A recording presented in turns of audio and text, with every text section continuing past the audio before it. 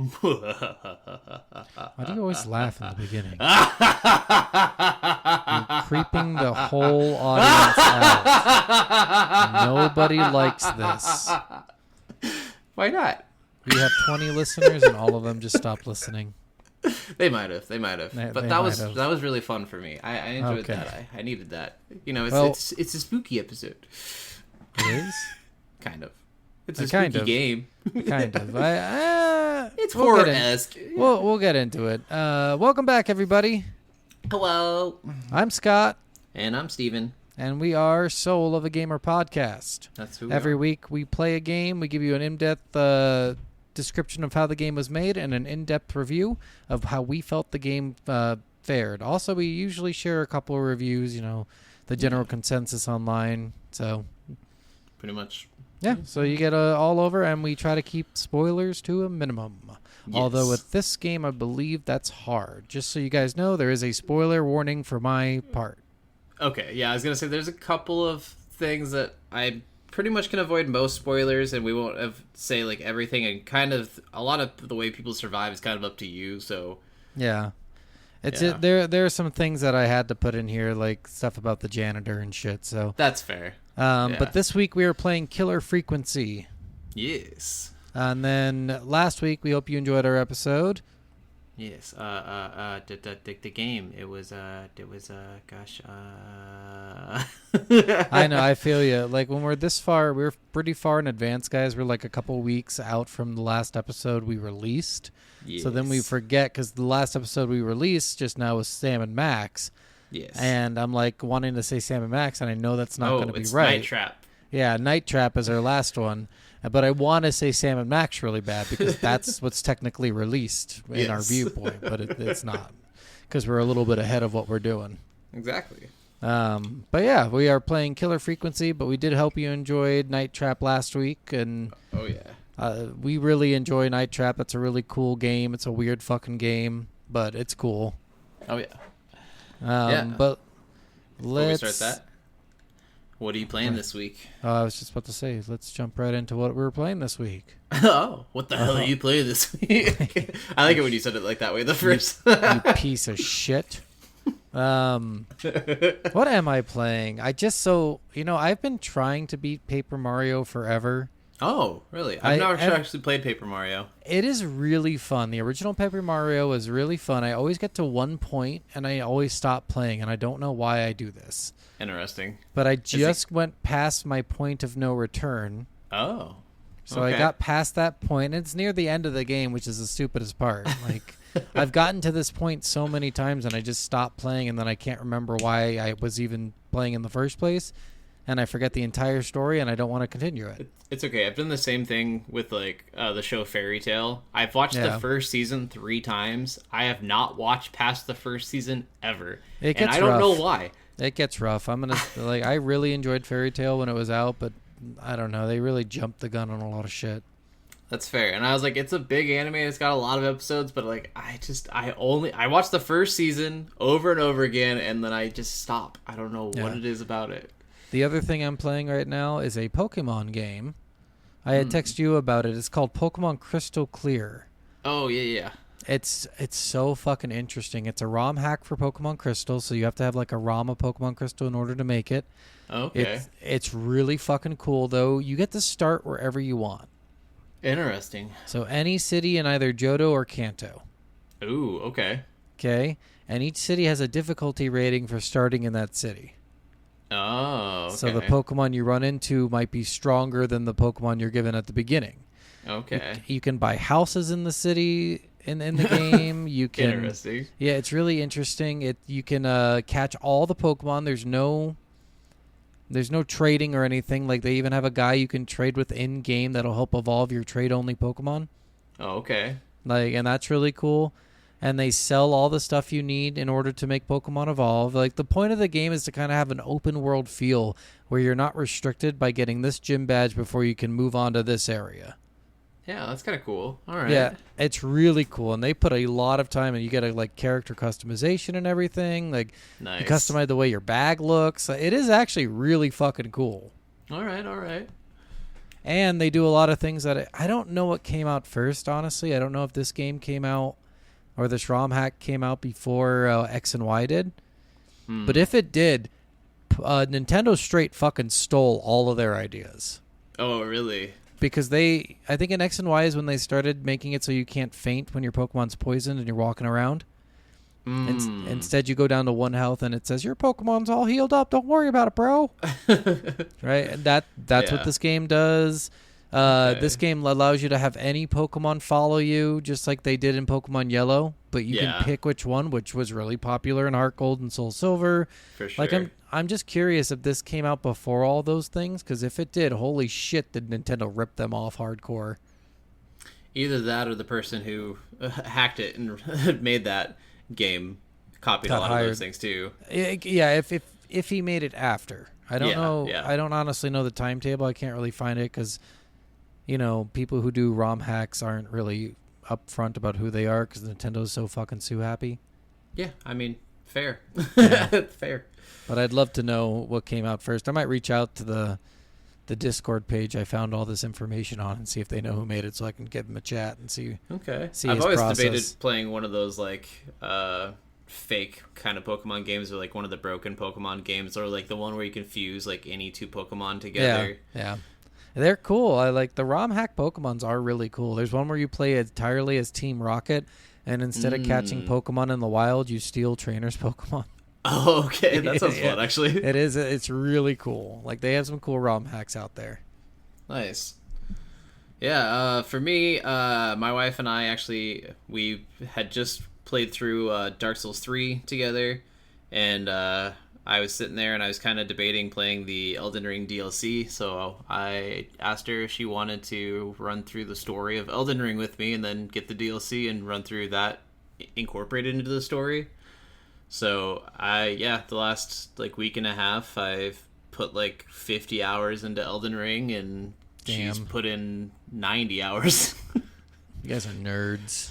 Well, she also had a couple weeks off of school, so she's like, I don't know what to do. It's a good thing we just started this huge game that can take forever. I almost wanted you to say, it's a good thing we have this huge game and we don't have sex anymore. Well, that's not true. I don't have sex with you anymore because you're too far away. Yeah. You bitch. Whoa. All right, guys. That's what we've been playing these last couple weeks. Yes. Seriously, guys, if you want, join along. Just fucking join in. Start playing the games we're playing. Send us messages about how cool you think they are. Yeah. Reach out. soulofagamerpodcast@gmail.com. We'd love to hear from you and suggestions and shit. So... give us an email and let's just jump right into this story. Why don't we? Go it. Give it to us. Okay. So, and I've been debating throwing this in here because we keep talking about more things we could add in. Yeah. Into our processes and such. And this is one thing I think we should start doing too. And we've talked about this before is telling you what kind of game this is. Yeah, that's fair. So this, I would say, I think Steven has it like on the edge of horror, which I agree. I think it's on the edge of horror. It never feels like it's a true horror game, but it's definitely on the edge. It's kind of like, and it kind of makes homages to this, but it's kind of like a Scream, kind of like a meta horror with a lot of horror references and a lot of horror homages to it, but it's not like scary, but it's still got that thriller aspect to it. And that mystery involved with it of you not knowing who the killer is. So if you're a fan of things like Scream, this is kind of in that same realm of things for you. Yeah, and I've seen this described anywhere from a adventure horror game to a radio DJ simulator. Yeah, it's like a radio DJ puzzle game, I would say. It's very interesting. But let's just jump right in here. Killer Frequency takes place in 1987. You play as Forrest Nash, a disgraced radio DJ that has been hired by a small-town radio station. During your night shift duty, you find that the small-town police station has hit a snag and can't take any calls. You become the town's go-to guy for all emergencies, while huge crises is building in Gallows Creek. Bum, bum, bum. Mm-hmm. The making of Killer Frequency starts with developer and publisher Team 17, which it's rare for us to see. I think this is the second time, though, where the publisher and the developer were the same people. Yeah. It's kind of rare to see that because mostly, I think the other one was Baldur's Gate, because the publisher normally funds the game and the developer makes the game that was funded by the publisher. For sure. Yeah, so Team 17 produced and made games such as the Worms franchise, which, that's a... Oh. Yeah, that's a giant fucking franchise that has been around since the 90s. I played that when I was a kid. And Overcooked. So they produced... Nice. I believe they produced that. I don't know if they actually developed. I think another studio might have developed it. Okay. The start of Killer Frequency happened when Team 17 decided to enter a game into Adventure Jam. Adventure Jam seems to be a contest where they rate the best game made during a game jam. And a game jam is a constrained timeline to make a game. A team or person has to design, build, and release a game, usually in a 72-hour period. Yeah, what's crazy is I had never heard this term before. And a day before I started the research for this, our buddy Corwin did a game jam and released a game. And I was like, what the fuck? I've never heard of this before, and now suddenly I've got two things talking about fucking game jams. That's interesting. I've never heard of it either, actually. Yeah, like, it's a huge thing. It's to spark, like, creativity and... Yeah, I mean, building a game in 3 days, that seems kind of crazy. Yeah, normally it's a team, but I have seen people do it solo, which I think is fucking intense. Yeah, I mean, there's a few people out there, like the guy who made, I think the game's called Fez, who's a single developer, just single-person developer, and he does everything, artwork and everything all himself. It's just, like, ridiculous. Didn't we have another game where there was a single guy? No. We had a couple of 2 people doing it. Yeah, I think you're right. And then, like, games like Stardew Valley, I believe, was one person. Yeah, I think it was a really small. Like, Little Misfortune was 2 people. Yeah. I think we Midnight Fight Express was mainly one person, but he did have like 5 other people come in towards the end and add a couple of things to it, but he mainly did most of it himself. Yeah, so, I props to any person who can do that alone. That takes some fucking balls. Oh, and just insane talent level. Sorry, I say balls, I mean male or female balls, guys. Oh, yeah. Females definitely gonna have balls. Yeah, that takes some fucking skill, because I could never do... That's a lot of fucking work that I would never push on myself. For sure. So I already talked about this, but the point of this is to inspire creativity. As the team released the finished product of Killer Frequency, the finished product being what was essentially a 15-minute demo, they found a good amount of support, which resulted in Team 17 deciding to make a full game out of the demo. The making of the full release seemed to have either started in 2019 or 2020. The first thing the team did was start creating puzzles. This being a puzzle game, they had to toe the line between too hard and too easy. The first thing the team actually did was step away and create puzzles without any coding, just a pen and paper. John Lappin, one of the game designers, said that this was an extremely difficult thing to do. They would have to go and make puzzles without any idea of how that puzzle was going to fit into the final product, that's fucking intense, man. Yeah. Imagine sitting here right now and trying to come up with a word puzzle in your head with no reference to what has existed on the outside at all. True. Right? I can't imagine how hard that is for a person to do, I mean, yeah, coming up with like a maze or something, but coming up with some of these like interlocking puzzles and how they're going to incorporate them into a story, it's pretty delicate work and pretty intricate. Yeah, it's way out there these are not like puzzle makers. These are developers who fucking sit in front of a computer screen. They do all the coding, but they also had to do all the puzzles, which I cannot imagine that kind of fucking stress. Yeah, which some of the puzzles in this game are really fun. Some of them are a little lackluster, but they're pretty good. They're lackluster for a reason. I'll get into that later in this, but there's a reason they're lackluster. Okay. A lot of the devs had trouble coming up with ideas. After taking a lot of time on the puzzle ideas, the team started testing the puzzles on people. They essentially had a table reading environment where game testers would sit down with the puzzle makers, and the makers would read the situation out loud from a script to the tester. Then the tester would have to walk through how to solve the puzzle. This was done while the designers were making and coding the game. So essentially what they were doing here is literally sitting people down at a table, reading off a sheet of paper like the situation, with nothing in front of the person. There's no pictures, there's nothing, and expecting the person to solve the puzzle at a table with nothing else. Yeah, so they role play it like D&D style, and then they write it into code and make it a game. Think of it like the table read aspect, because the table read, a table read's when like a bunch of actors get together. I don't remember if I describe it in here, but they all sit down and they act out the scene that they're doing at a table without any props or anything. Yep. Essentially the same thing, only you're trying to solve a fucking puzzle with no fucking like visual clues in a visual environment that's going to be visual eventually. Yeah, that's so crazy. Yeah, that's insane. My favorite table reading stuff is when celebrities do table reads, but as different characters or different voices. Like there was one where they had Seth Green, who is doing the voice of Chris Griffin, and then they had the guy who Brian Paulson, who does the voice of Pinky and the Brain. Mm-hmm. And they had them doing the Obi-Wan Anakin Skywalker yelling at each other debate in the third one. Yeah, like, you were supposed to be on our side, but they were doing it as Pinky and Chris Griffin. You don't know the full quote? I just said it randomly. You are the chosen one. Yes. You are to bring balance to the Force, not destroy it. You are my brother. You are my brother, Anakin. But it's so fucking funny. It is. All right. Okay. Where was I? You were talking about the table reading of the puzzles and solving the puzzles, and then coding it. Yep. This way, the puzzles could be in the game to be properly tested later. This did make it hard for the testers to get a real grasp on the puzzle. This also resulted in a lot of puzzles changing over time because several were far too difficult to solve. A funny moment that resulted because of the way the puzzles were being tested was when a puzzle was made for Roller Ricky. In the puzzle, there were a lot of audio cues. The maker would read the lines, then pause to say, "You hear a train whistle in the background." This would then give away the fact that the train whistle was an important clue for the puzzle.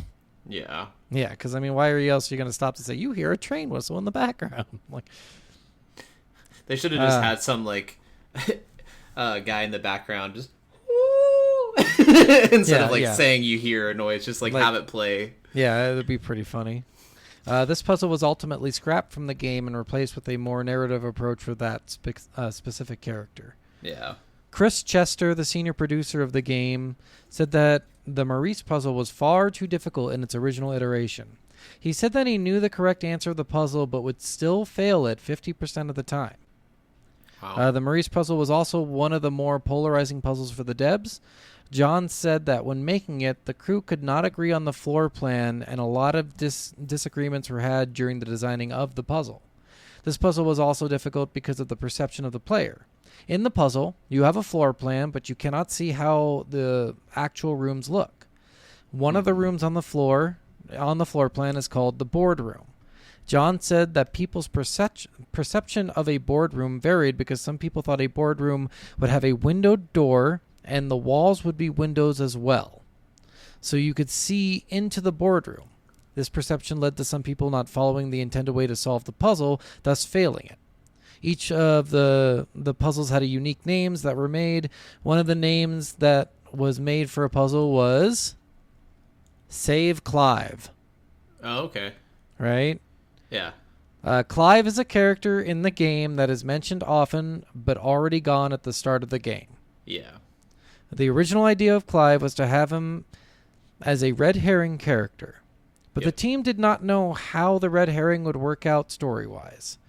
They had planned a puzzle to save Clive, but this was quickly dropped. In the tutorial of the game, you play as a faceless character learning the controls that you will need to know in order to play the game. The character goes through all the controls, and then at the end of the tutorial, the character is grabbed by an unknown person and dragged into a room. This level was made early on in the game, but the character ended up being Clive. Yeah, I don't know if you knew that. You kind of figure that out pretty fast that you are Clive at that moment, but they had no idea that was going to be Clive in the beginning. They were just kind of guessing at whether that would be important or not later on, or if it would be more ominous. Okay. Yeah, I was wondering about that beginning sequence, so... Yeah, they decided this near the end of the programming and story writing for the game. The idea of Clive being a fixer as well was put in close to the end of the game. Clive had an interesting storyline that ended up being cut from the game. During the game, you find a room filled with mannequins. Yes. They don't seem to serve a purpose at all in the game besides giving a creepy appearance. These were intended to serve as a puzzle for Clive. Clive uses the mannequins to figure out how fast a body would go down the local river. The purpose was to have different times that it took a body to go to certain areas of the town. This idea was cut because the designers felt like it would be too much math for someone to have to go through to solve a puzzle. And That's fair. Yeah, I can respect that would have been kind of cool, though. I kind of like that. Yeah. The mannequin room ended up staying, however, because the team loved the look and feel of the room. Yes. Which, honestly, that is one of the best rooms in all of the game. For sure. But it really does throw that Clive red herring hook at you because it's so fucking creepy.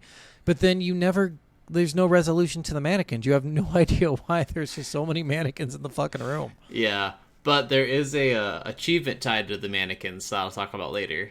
Okay. Another thing cut from the game was a rooftop area for the radio station. The rooftop originally was going to be open so the player would get to see how the town looked. This was scrapped later for an unspecified reason, likely because the scope of the game was quite large already and they needed to keep it within budget and both money and time. With both money and time. This was the reason the puzzles were lessened in the game. Originally, the puzzles were more branched out with multiple ways of solving. They were they streamlined it so the player would have an easier time as well as the time and money management they needed. Another feature in the game is the fact that you cannot leave an area when the main story sequence is happening. And this is probably one of the best ways to put this. I'm just going to let you know that right now. Mm-hmm. I actually really like the way this guy described this. Originally, the player was able to leave the room they were in whenever they wanted. This was quickly taken away when they found that the testers were having a rough time focusing. According to John, the tester would initiate a conversation that would start a story sequence in a puzzle. Then the tester would remember something they wanted to grab in another room and leave. This resulted in the tester missing important information and ultimately led to failing the puzzle. Yes. They used the force stay. Man, I suck at writing. They used the force stay as a way to protect the players against themselves. I mean, totally fair. I just love the way he put that. I'm like, yeah, you have to protect the player against themselves. It's like in Halo when you try to ramp out of the fucking map and you die 50 million times. Well, and especially in a game, like, everything in this game is life or death, and it's quick, it's fast, for a lot of things. Like, the puzzles, if you get one thing wrong, someone's going to die, so it makes sense that you need to hear all of that information, or you're going to have people die. Yeah. And and the important part is actually, I don't know, in a lot of sequences, I will say I'm guilty of this too. When I play a game and I'm hearing a character talk, I kind of want to do anything else but hear that character talk, you know? It kind of depends on the game. A game like this, I'll sit and listen to it, but a game like Elden Ring, where a lot of the dialogue doesn't fully matter, and it's just like, oh my god, Melania, you should go kill Melania. I was like, yeah, I was already on my way there. So in this game, they have an amazing thing that we'll talk about later to keep you interested while the dialogue is going, and I really appreciated this because I got really bored just standing still forever. Yeah. There are multiple endings that are achievable in the game, best described as a good ending, a medium ending, and a bad ending. Yeah. One of the endings that both Chris and John regret not being in the game was one where Peggy leaves when Forrest leaves to reset the breaker and Forrest comes back to find a box. The box contains a Whistling Man mask and Forrest puts it on and starts to whistle, thus becoming the new Whistling Man. Interesting. That would have been a cool thought. I don't know if that would have made sense that much, though. It doesn't. They would have to do more around that, I think, to make that make sense. But that would have been a cool, really bad ending, right? True. If they wrote it right, but they scrapped it anyway. This would have been one of the bad endings. Another thing that John regrets leaving out of the game was a script to view all the dialogue a player had throughout the game. One of the biggest flaws, according to John, is not being able to rehear or reread the content unless you restart the game from a save point before something was said or back to the beginning of the game. That is true, because like even in like games like Doki Doki Literature Club or those you can go through visual all novels, of the dialogue. You can scroll the dial, yeah. In case you forgot or missed something, and it's important in a puzzle game because, especially an auditory puzzle game. Yeah. He said he would have liked to add the script, especially for streamers and YouTubers, to be able to talk to their audience while still being able to catch all of the necessary content. That's fair. Yeah. The voice actors for the game are Josh Cowdery as Forrest Nash, Naomi McDonald as Peggy Weaver, Christy Meyer as Mary Campbell, Joshua Manning as Teddy Gallows Jr. Joshua Manning as Teddy Gallows Jr. and Ponty. Mm-hmm. Dario Coates as Murphy, Andrew Wielden Dennis as Roller Ricky, Marcelo Cruz as Plunker, Rachel Hanshaw as Casey Moore, Joanna McGibbon as Carrie Phil Brown, or Joanna McGibbon. He's lost his place again. No, I think I just forgot to put whatever Joanna McGibbon did. I didn't write it in here. Oh, okay. So, Joanna McGibbon's in the game, guys. Carrie Phil Brown as Roddy Snatcher, Nikki Piazza as Gina Franklin, Connor Tissington as Girl Reaper, and Jack Wilson as Billy. Yes. Most or all of the voice actors played multiple parts in the game. Mm-hmm. When choosing the voice actors, John found that some of them came to an audition and sounded exactly like what they had imagined for the character. Chris and John both stated that upon hearing Naomi McDonald read the lines for Peggy, they knew right away that they had found the right person. Perfect. Nice. This was true on the opposite side, too, however. John said that when auditioning for Plunker, who was a frat kid, he did not imagine the way he ended up sounding. He That's still fair. liked it all the same and now can't imagine him sounding any different. Yeah. Which, I like Plunker's voice, too. I think that was a cool one.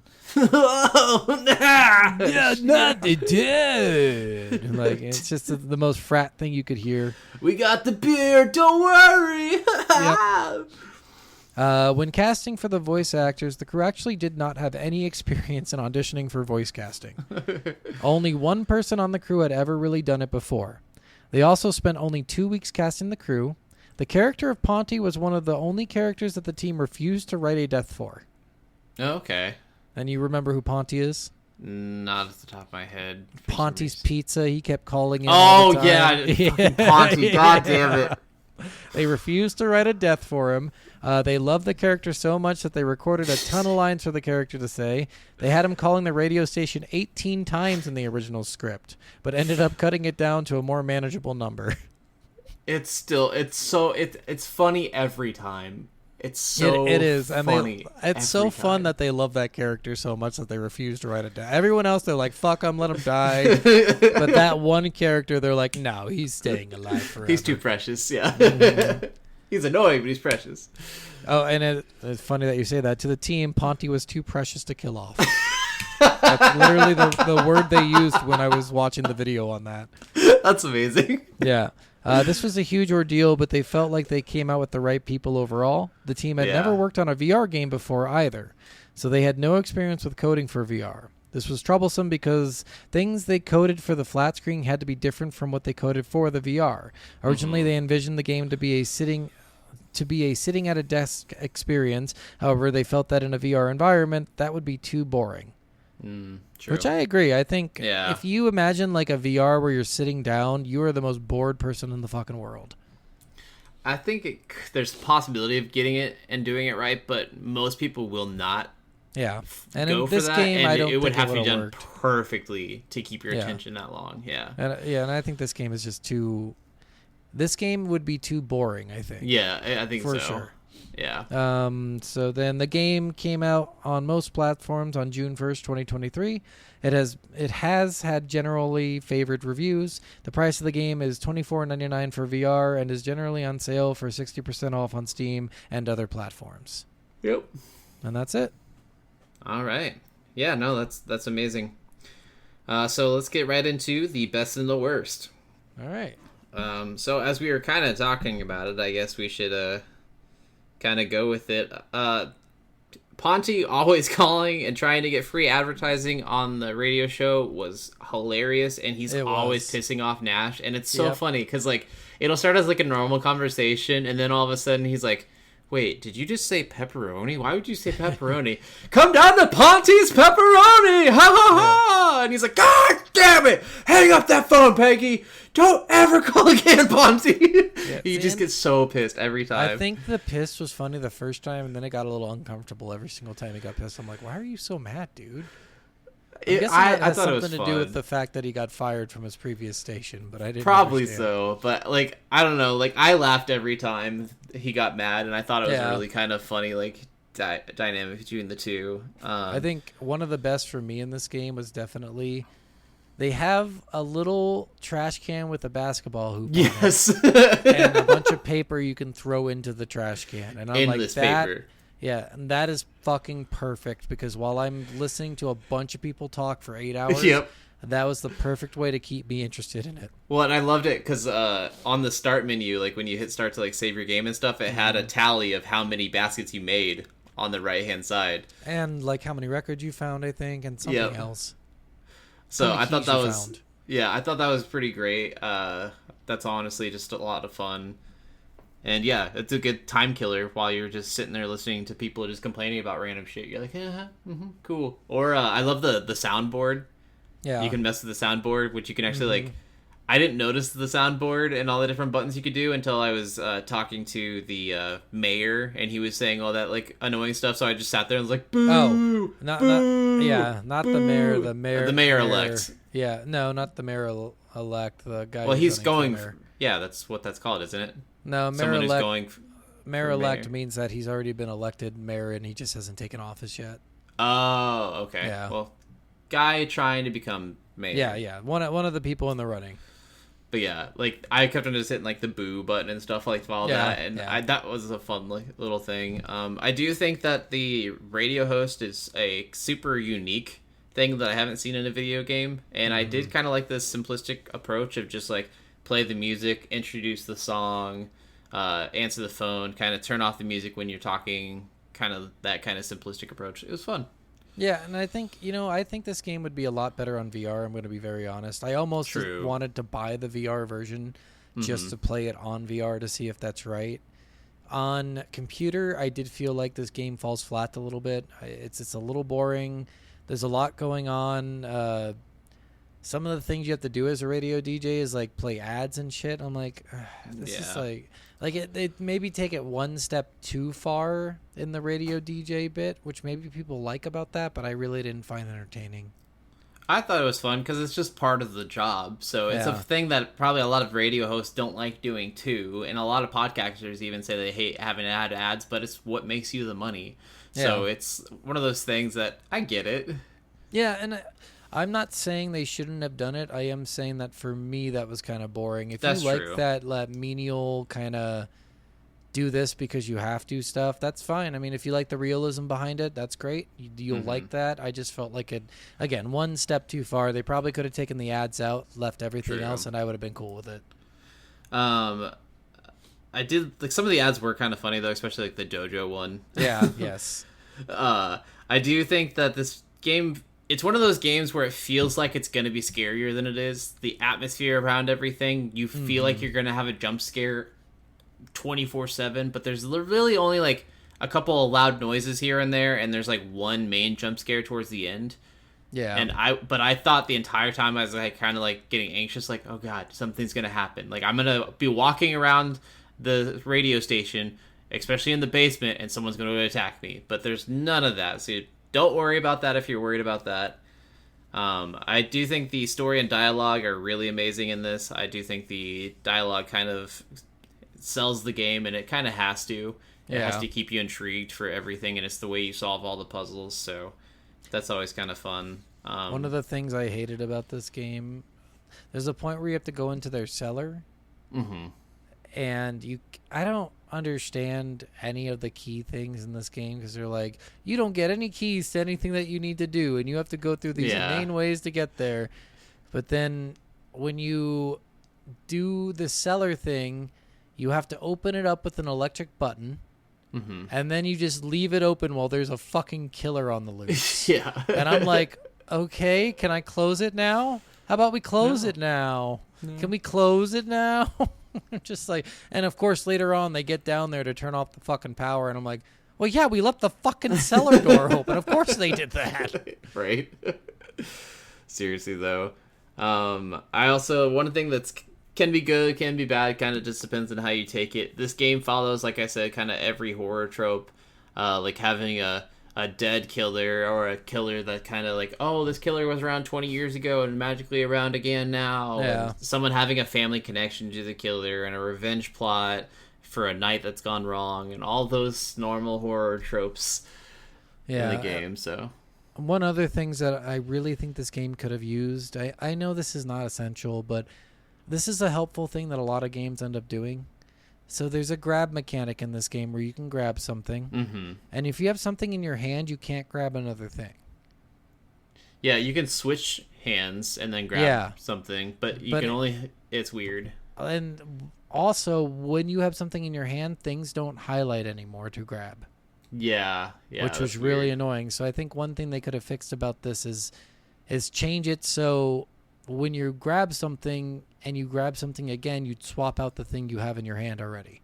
Yeah, that would be nice. Yeah, because all it is you're creating an extra step for some kind of bullshit realism when your intuitive way of grabbing things would be a lot quicker than the way they do it in the game, so it's already unrealistic in general. Yeah. Or just have it automatically, like if you have something in your hand already and you go to pick something up again, it just you just kind of like switch it to your left hand and then grab it with your right hand.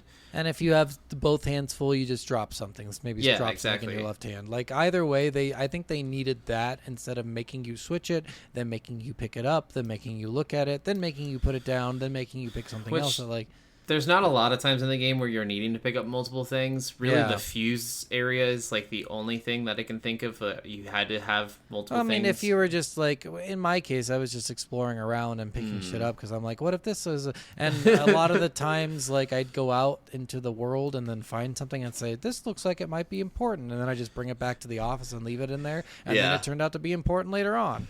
Yeah, I did that too. I went around and like found like everything that I thought might be like things for puzzles or things for clues, and I just set them on the table in the office, and then I just like had all the things, and I was like, all right, I just need that. Okay. That map right there. Perfect. Yeah. Just, I think if they would have switched that to where they would just make it more of a streamlined process, that would have really helped the players out. Yeah. That's pretty much all I have for best and worst, though. What about you? I think that's about it. I did really like their unique take on music. Yes, that was fun. But I read somewhere that they said they originally wanted to have a hair metal jam in there, and then they decided against it. I'm like, why the fuck would you? Fuck you guys. Bring the hair metal. Yeah, bring in the... Like, I wanted them to get a couple real songs, but I get how that can be expensive. For sure. Yeah, but it would have been great if they just picked some, like, no-name band from the 80s. That would be cool. For sure. All right, well, let's move on. Let's talk about the first few hours of the game. You know, I think this game does pass the 2-hour test. I think so, too. I think that it's interesting enough to keep you intrigued. It is a little boring standing in just one spot, but honestly, the little basketball hoop thing really helped me like not be bored throughout the entire thing. But it does pass the 2-hour test for sure for me. I kept on wondering if there was going to be a limit to how many papers you could throw up. I know, right? Like ball up and throw. And I was like, is there? And then I just kept doing it. I was like, oh, I guess there's not a limit at all. Cool. Which, I was even trying to do like skill shots and stuff, like go, all right, I'm going to go from this corner of the room. It's like if you ever seen The Office when they're like doing the parkour thing, it's like, all right, I'm going to jump off the trash can, power roll right into the recycle bin, jump out, land on my feet. Oh, I mean, you could have even done a basketball reference with the commercials with, was it Jordan and Larry Bird, where they would talk about like, all right, I'm going to throw it from the bleachers. It's going to bounce off the half-court thing. It's going to hit the wall. It's going to bounce off that bleacher and make it into the basket. What is that, from like the 90s? Yeah, it was like an old commercial. I think it was like early 2000s, late 90s. Is it McDonald's? I think so. That's probably fucking McDonald's. Jordan loved McDonald's. Yeah. That guy's like, I stay fit by eating McDonald's. You're like, no, you fucking don't. Shut the fuck up, you stay Jordan. fit from all the workouts you do and all the amount of basketball you play. You play Get 8 outta hours here. of basketball a day. Shut the fuck up. And also all the gambling he did to get rid of all his fucking money. So That's fair. But yeah, I also agree this game does great for the first couple hours. It keeps you intrigued. I think, well, this game's only like 6 hours or so anyways, so... But I think the first couple hours, if you are enjoying it, you're going to enjoy it the rest of the way through. Yeah, I think it definitely passes that 2-hour test. So if you guys aren't hooked in 2 hours, you just won't like the rest of the game. Yeah. All right, and for our new segment, Steve's Achievements. Steve Achieves. Steve Achieves. So as I was kind of saying with the mannequin, the first achievement I'm talking about is called Fridge Horror. And it's for sticking the mannequin head from the basement into the fridge in the kitchen. And it's it's an homage to a lot of different horror movies where they open up the fridge and there's just the head of a family member sitting in the fridge. Mm-hmm. So I thought that was really fun, and one that it's like, who would do that? Yeah. Who's just like randomly like, it'd be funny to put the head in the fridge. Well, I did read while I didn't include it in the script, but they did like one of the character developers really liked Scream. Yes, it's like his favorite movie series. So, and I mean the radio show is called The Scream. Yeah, that's probably where that comes from. But it does, yeah. He loves the fucking Scream movies. It was really funny listening to him like nerd gush out about over them. Yeah, it's just so fucking funny. So there's a achievement called Forest Dash. It's for completing the game with all people surviving in under 4 hours. Oh, nice. That's probably easy if you know how to solve the puzzles. Yeah, I think once you've played the game once, it's probably pretty easy to do that. Killer frequently. Nobody survives the Whistling Man. Of course, yes. So there's that one, and then another one that I really liked. I kind of said this a little bit earlier too. Is Sound Blaster Master. Play soundboard sounds during a call, and yeah, I did that during the Teddy Gallows thing, and yeah, I was doing the boos, and then I also did the wah wah wah. But yeah, those are a lot of my favorite achievements. There's I don't think there's that many in the game. I can't remember, but most of them are pretty good, and a lot of these, like the Sound Blaster one, 78% of people actually did, but like the Fridge Horror one, only like 10% people did. Yeah, so I wouldn't even have thought of that, to be honest. So yeah. I was like, get me the fuck out of this mannequin room now. Seriously, that's so creepy. That's so creepy. Next, I will talk about the hunt for all the eggs. So this is all the hidden Easter eggs and secrets in the game. There is a shit ton of horror homages in this game. Yes. It is so ridiculous. I purposely left them out, even though they talked at length about all the homages they put in the game. Oh my god. But I was like, you know what? We're going to let Steven handle these ones. So I'm going to kind of show a little bit of a map. You'll see it in the game. It's on the wall next to your recording booth. But this map, like every street name is based off of a horror movie. Every business name is based off of a horror movie. So, I mean, we have Peele Street for Jordan Peele. We have Romero Street for George A. Romero. We have McCready Street, Mason Street. We have businesses like Little Shop of Flowers. Yeah. I love that one. We have Ripley Records from Alien. We have Gallows Creek High, which is the Gallows. St. Jason's Church. Let's see. There was so many. Christine's Gas and Repair, which there's actually like a bunch of like photos of like advertisements for Christine's as well. There was a tape at the facility that had Smile written on it based off of the movie Smile. Yeah. God, there's so many. Like I said before, the music radio station is, I think it's 189.6 The Scream. Yes. Yeah, or 189.16 The Scream. And yeah, they did that because of how much they loved that. The whole game in its entirety is slightly based off of the movie The Fog. It's a John Carpenter movie, and the movie takes place, it's actually a radio DJ working through a nightmarish night trying to save the people of Gallows Creek from ghoulish spirits. Oh, nice.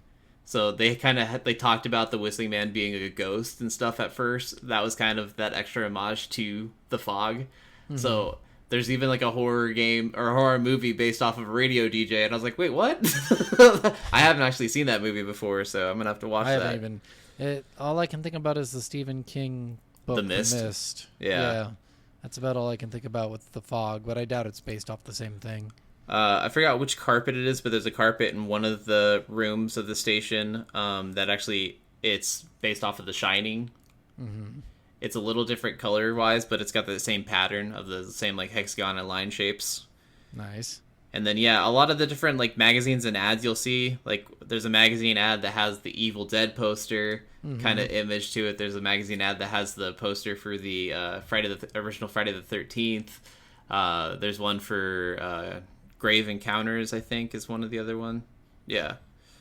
But yeah, there's just, like I said, a shit ton. They're everywhere. These guys loved the fucking 80s and loved horror movies. 80s, 90s horror movies for sure. Yep. Even some early 2000s.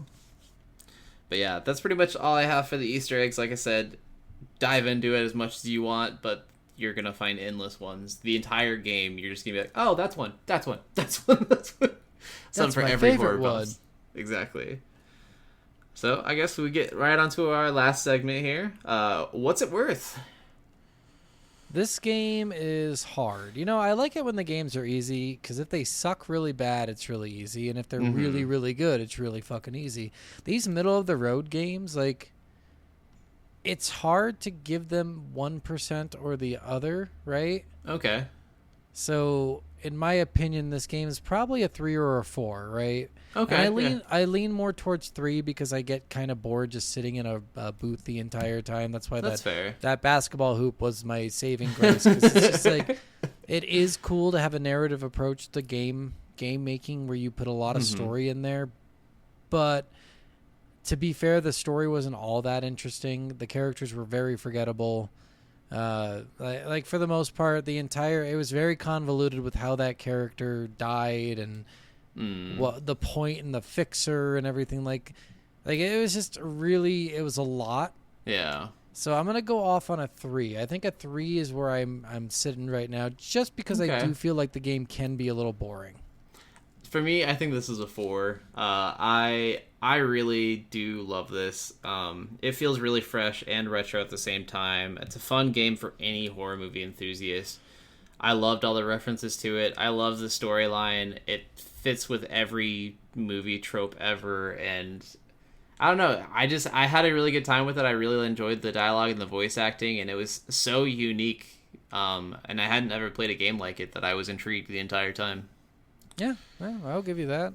It's definitely a unique experience to jump into. Mm-hmm. All right, well, that was that game. That was Killer Frequency. Yay! Woohoo! We made it through another one. We did. We hope you guys enjoyed that. Remember, reach out to us at soulofagamerpodcast@gmail.com. We'd love to hear feedback. We'd love to hear game suggestions, anything from you guys. If you want to just chat with us, man, send us an email. Yeah. If you want to tell me I'm pretty or stupid or whatever, Yeah, whatever. Send an email. Please don't call us stupid, though. That'll hurt our feelings. It will. If you're so inclined, guys, please leave a review on whatever app you're listening to this on. Yes. We do thrive on the 5-star reviews, so please just leave a review if you like it. We'd like to get our podcast more out there so more people can enjoy it. For sure. And next week's game, Uncharted. We are Drake's doing Fortune. Uncharted, Drake's Fortune. Yes. Never played the Uncharted series before this, so it was interesting. Never played the Uncharted series before, so it is interesting. But I have seen the movie before, and but I have seen the movie before. Are you just copying me? I am just copying you. Got to. But all of it rings true. I have never played the game myself, and I have seen the movie, so. Oh, well, I mean, that's fair. That's kind of funny that we both haven't played it and we both watched the movie. I am so excited for next week, guys. Please tune into it because I have got a great fucking story with some hilarious shit in it. I'm excited for that now, too. Yeah. All right, guys. Well, thanks for listening. Yes. Goodbye, everyone. I love you. I do.